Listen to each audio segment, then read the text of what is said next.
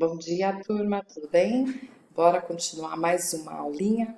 Hoje falando do capítulo 3, referente à apostila que vocês receberam, tá?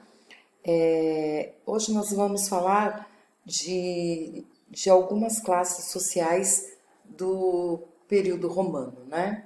Do Império Romano. Nós vamos ter aí duas classes que eu vou estar apresentando, que são as classes plebeus e patrícios, tá? O que seria isso daí?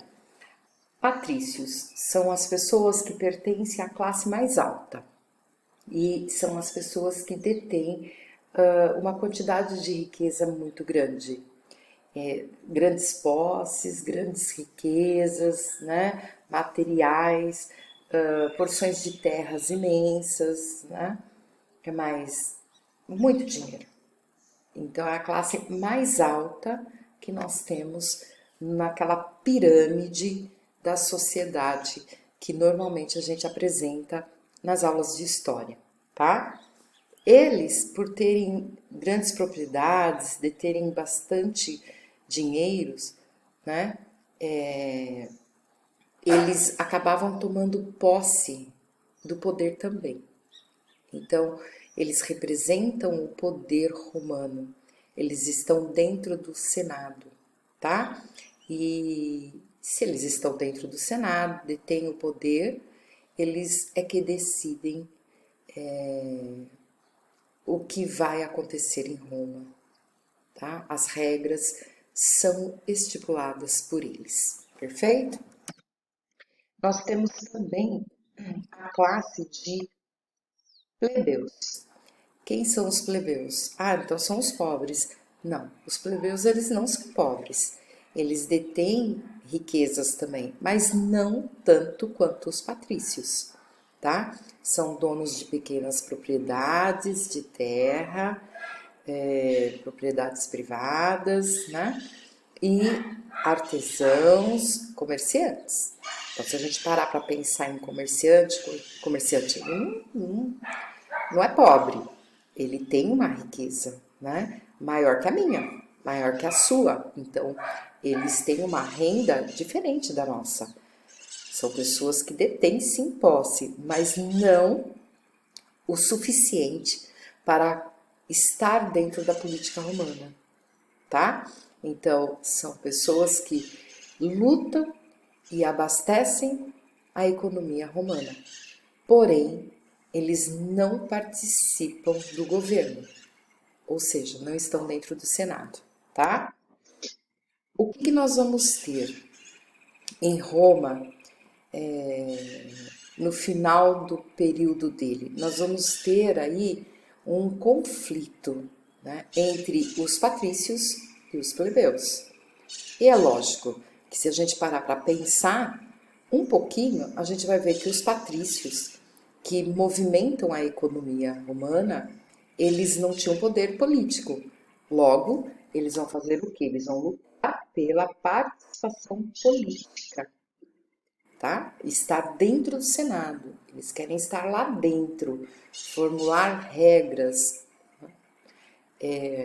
julgar leis. Eles querem participar deste Senado, certo? O que eles defendiam? Eles defendiam melhores condições, como a abolição de escravos por dívida. Opa, é por dívida. Por quê? Porque ao longo do período você pode dever para o governo. E aí, se você não tem dinheiro para pagar, o governo te escraviza. E o outro escravo que a gente tem é o escravo por guerra, é prisioneiro de guerra. Então ele não está defendendo a liberdade da escravidão, ele está defendendo a liberdade dos seus, de plebeus que foram escravizados por dívidas com o governo romano, tá? E o acesso às terras do Estado, ou seja, ter mais condições territoriais. Perfeito? Nós vamos ter aí dois personagens que são chamados de irmão Gracchus, né? O que eles defendiam, além do que a gente está colocando aí em cima? eles defendiam a distribuição de terras para que as pessoas pudessem produzir para si mesmo e para o Estado. A reforma agrária, ela parte do princípio que assim, a gente tem muita terra. E essas terras, elas estão ali, paradas, sem produção. Se eu pegar essas terras e redistribuí-las, eu vou dar condições para você, que não tem, para mim, de ter um pedaço de terra, produzir em cima dessa terra, plantar alimentos, gerar economia, certo? Se eu estou plantando para mim, eu estou me abastecendo, concorda? Então eu me sustento. O excesso eu comercializo, então eu sustento o Estado. Deu para entender? É assim que funciona a questão da reforma agrária. A diferença é que, uma vez que eu distribuo essas terras, você não poderia fazer negócio com elas. Você não poderia estar vendendo essa terra. Por exemplo, eu ganhei um pedaço de terra do Estado. A minha função é produzir nela para o meu sustento, comercializar o excesso para o sustento do Estado. Mas eu não posso pegar essa terra e vender, fazer negócio dela, porque ela pertenceria ao Estado, certo? É isso que acontece dentro de um processo de reforma agrária. Qual o problema? O problema é que a gente tem um pequeno grupo que detém a produção agrícola, certo? Então vamos imaginar que o professor Luiz ou a professora Filomena, eles têm uma grande produção de laranja. Só os dois produzem laranja. E um grupinho deles produzem e exportam e comercializam essa laranja. Eles ganham muito dinheiro porque são só eles, certo?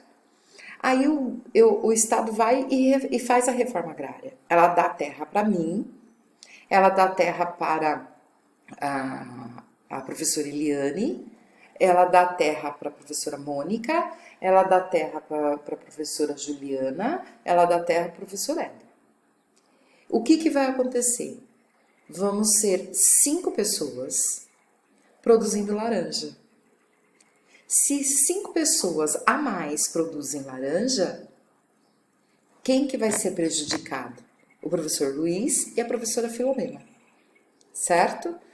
Logo, eles vão enfrentar uma concorrência, o que não seria legal, porque eu dependo dessa riqueza, eu quero essa riqueza, ela tem que ser só minha, ok? Se eu tiver mais pessoas produzindo, eu vou ter um processo de concorrência. Então, financeiramente, eu vou entrar em queda, certo? Eu vou perder dinheiro.